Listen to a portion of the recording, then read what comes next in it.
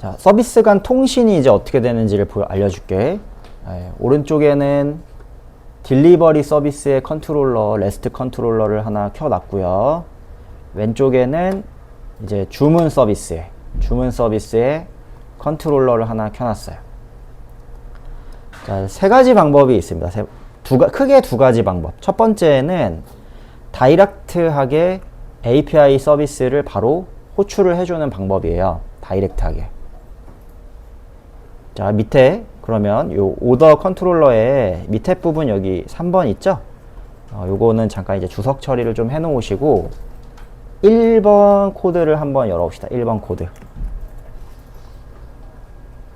자, 3번 여기 주석 처리하고 1번 코드를 열어보세요. 자, 여기 보시면 HTTP 클라이언트라는 게 하나 있어요. HTTP 클라이언트. 우리가 이제 AJAX라는 걸 여러분 그 자바스크립트에서 AJAX라는 거를 공부를 하다 보면은 이렇게 착각하는 친구들이 하나 있습니다. REST API 호출할 때는 클라이언트에서 AJAX로만 요청할 수 있는 거 아니에요? 클라이언트에서만 호출해 줄 수 있는 거 아니에요? 아니요. 여러분이 착각하는 것 중 하나인데 자바 코드에서도 다 다른 서비스의 REST API를 호출할 수 있어요. 방식만 조금 다를 뿐인 거예요. 그래서 우리 뉴비들이 착각하는 것 중에 하나가 이거예요. REST API 호출할 때는 클라이언트에서 AJAX로만 호출해야 되는 거 아닌가요? 아니라니까? 아니에요. 자바에서도 할 수 있는 거고 C샵에서도 다 할 수 있고요. 파이썬에서도 다 쓸 수 있고 어디서든 다 쓸 수 있어요. 다만 각각의 문법이 조금씩만 그냥 다른 겁니다. 그래서 지금 클라이언트에서 호출하는 게 아니라 자바에서 이제 호출하는 방식을 알려주는 거예요. 자바에서 다른 자바 서비스를 여러분 이제 호출을 시킬 때 가장 일반적으로라고 제가 말을 좀 붙이긴 그런데 많이 쓰는 방식 중에 하나입니다. 많이 쓰는 방식. HTTP 클라이언트라고 하는 모듈이 하나 있어요. 자, 여기에다가는 이제 우리가 어느 정도 이제 기반 지식이 있는 상태로 보시면은 이해가 될 텐데 코드 URI에다가는 내가 요청을 보낼 주소가 들어가면 돼요. 자, 요청을 보낼 주소는 이제 딜리버리 URL로 받아 왔습니다. API 딜리버리라는 요청으로 보내는 거지. 여기. 자, 그 다음에 헤더. HTTP 문서에는 여러분 헤더 정보가 있죠? 컨텐츠 타입이라는 것 또는 이제 그 이외에 다른 정보들 이런 것들 갖다가 집어 넣을 수 있겠어요. 자, 그 다음에 포스트 방식인지 겟 방식인지 결정을 해주면 돼. 이제 포스트 방식이면은 쿼리 스트링으로 내가 보내야 된다. 그러면 엔드 파라미터 이용해 가지고 필요한 값을 주소에다가 그냥 실어서 보내주면 돼요. 제이슨 방식이면 제이슨 형식의 문자열로 만들면 돼요. 그 다음에 HTTP 리퀘스트 하나 만들어주고 그 다음 샌드 하시면 됩니다. 여기서 이제 두 가지 메서드가 있는데 send라는 메서드가 있고 send async라는 메서드가 있거든요. send는 동기적 방식이고요. send async는 비동기적 방식으로 보낸다라는 거야. 그럼 먼저 이 동기와 비동기에 대한 차이를 좀 어느 정도 알고 계셔야겠죠. send로 보냈다. 그러면 요청 보내고 돌아오기 전까지 아무것도 실행을 하진 않아요. 기다리고 있다가 결과 반환하고 실행을 해주는 코드입니다. 자, 이거는 바로 다이렉트하게 이제 요청을 보내주는 거예요. 다이렉트하게.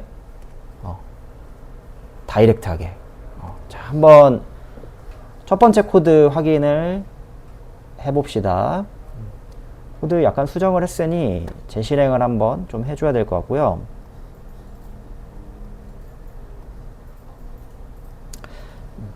이 친구가 여러분 오더 아이디랑 어드레스라는 값을 받았는지 보면 되고 요청을 보낸 곳, 여기서는 응답을 받았는지 보면 되는 거죠. 한번 확인을 해볼 거예요. 클라이언트에서 똑같이 샌드 하시게 되면은 주문에 대한 정보를 샌드를 했어요. 그러면 200이라는 거 성공했네요. 그쵸? 오더 프로젝트에서는 성공이라는 값이 잘 나왔지. 그 다음에 딜리버리에서는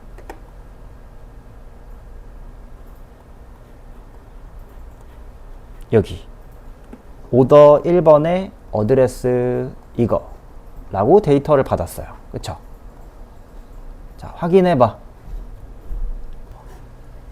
이 API 딜리버리 서비스 이 안에서 뭐 배송에 대한 처리를 하시면 되는 거겠죠. 그쵸? 첫 번째 방법이 요 가장 이제 기본 방법인데요. HTTP 클라이언트라는 거 이용해 가지고 다른 서비스를 호출해 주는 기본적인 방식이 있습니다.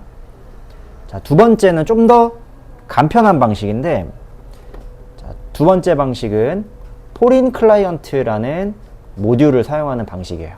포린 클라이언트.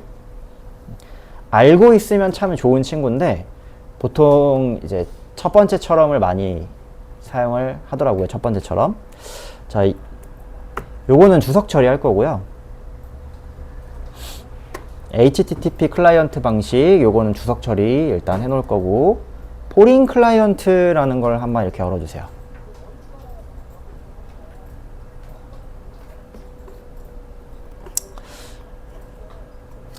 자, 페인 클라이언트라는 걸 한번 봅시다. 페인 클라이언트를 사용하려면 여러분 모듈을 좀 써줘야 되는데,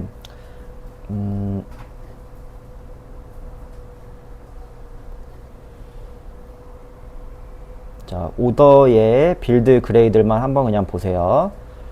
오더의 이제 빌드 그레이드에서는 요 스프링 클라우드 모듈에 오픈 페인이라는 요런 모듈이 하나 필요로 합니다. 내부 REST API를 호출할 때 사용을 해요. 요게 필요해요. 요거. 자, 이거를 넣고 딜리버리 서비스 잠깐 가볼까요? 요 딜리버리 서비스 클릭하시면 이제 바로 이동을 해주죠. 자, 여기서 포린 클라이언트라고 하는 포린 클라이언트 어노테이션에다가 이거는 이제 그 MSA 방식에서 서로 다른 서비스 간 내부 인터페이스 요청을 할 때 사용을 하는데, 어디 요청으로 보낼 건지 URL 주소를 적어주면 되고요. 요 네임은 나중에 이제 서비스 네임이 되거든요. 지금은 신경 쓰지 않으셔도 되는데 나중에 얘가 운영 환경으로 넘어갈 때는 얘가 서비스 네임이 됩니다. 그러니까 고유하게 이제 식별해줘야 되는 그 서비스 네임. 그러니까 보통 게이트웨이에서 선언된 이름이랑 똑같이 일단 맞춘다고 생각하시면 돼요. 자, 이 요청 주소로 내가 보내는 클라이언트다라고 하고 호출할 API 서비스랑 똑같이 그냥 만들어주면 돼요. 그러면 얘가 알아서 보내고 받고를 해줘요. 그러니까 직접적으로 우리가 요청 보낼 페이로드 본문을 다 적는 방식이 아니라 API잖아요. API. 똑같이 내가 요청 보내고 싶은 REST API의 그 인터페이스 유형과 똑같이 완전 그냥 동일하게 만든 다음에 얘를 호출해주면 얘가 대신 요청 보내고 받고를 해주는 기능입니다.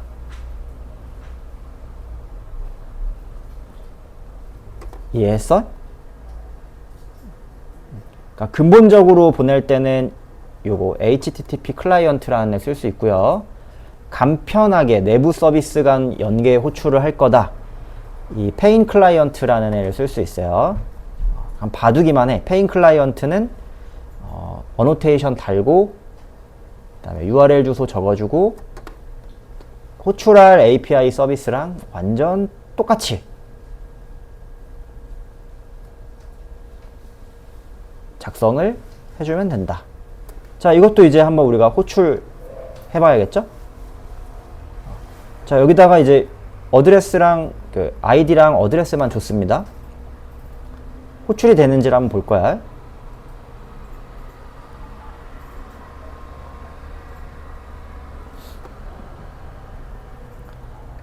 자, 실행해가지고 다시 한번 이제 클라이언트에서 샌드 해보시면 이제 인증 정보가 또 만료가 됐네요. 자, 인증 정보가 만료가 또 돼버렸죠. 다 지워졌네. 30분이 지나서. 네. 다시 하나 좀 만들어야겠다. 샌드 해가지고 하나 발급 받으세요. 샌드 하시면은 하나 발급 받으실 수 있어요. 아까 보냈던 리퀘스트에서. 자, 이거 발급 받으신 다음에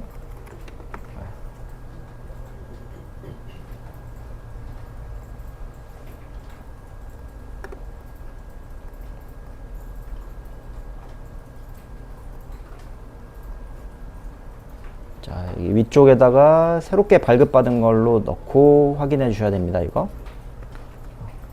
새롭게 발급받은 토큰으로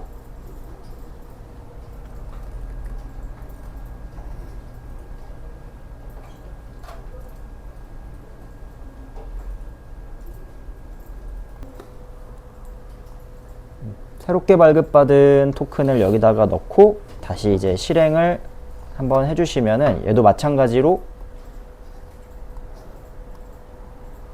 석세스가 나오게 되고요. 자, 석세스가 나왔다라는 거는 여기 그쵸? 딜리버리 서비스에서 포린 클라이언트를 통해서 요 데이터를 전달을 받은 거죠. 요렇게 하실 수도 있다 이거예요. 제가 알려주고 싶었어요. 알려주고. 그러니까 1번처럼 직접 이제 페이로드를 다 적어 보내든가, 두 번째 조금 간편하게 나는 해야겠다. 그러면 이제 API를 하나 추가해가지고 이 페인 클라이언트라는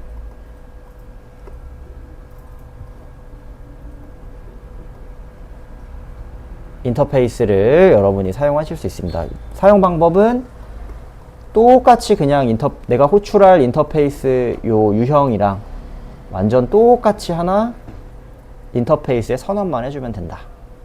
그러면 얘가 대신해서 연결을 해주는 거예요. 자, 응답 결과 잘 나오셨죠? 요거. 자, 여기까지가 뭐야? 여기까지가 우리가 바로 다른 서비스를 이제 호출을 할 때 오더에서 딜리버리 호출을 하는데 다이렉트하게 그냥 호출을 하는 방식이에요. 바로 넘겨주는. 다시 바로 응답 받아가지고 사용할 수 있는. 서비스 간에 서로 인터페이스 그러니까 요청을 하고 결과를 받잖아요. 네, 다이렉트하게 보내고 받는 방법이 이 둘 중에 하나를 여러분이 채택하시면 된다고요.